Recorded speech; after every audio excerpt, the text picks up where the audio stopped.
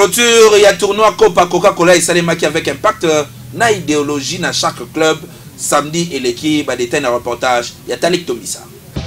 Bralimana Coca-Cola bauti ko clôturer oyo babengaki Copa Coca-Cola, c'est-à-dire finale il y a tournoi monene oyo salamaki na ba école nyonso ya Kinshasa.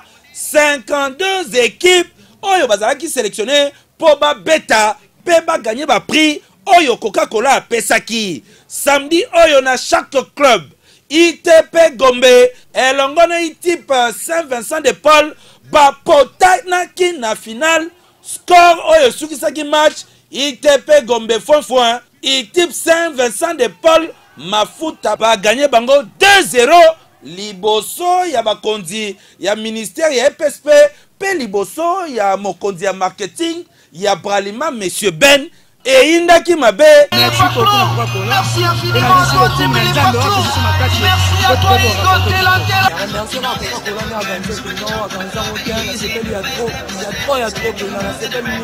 Copa Coca-Cola édition 2013, 3 coupes et Pesami Awa. Institut Mbala et Selema on a 3e place, 2 millions de francs congolais. Deuxième Ezalaki ITP Gombe, oyo bazu 4 500 000 francs congolais.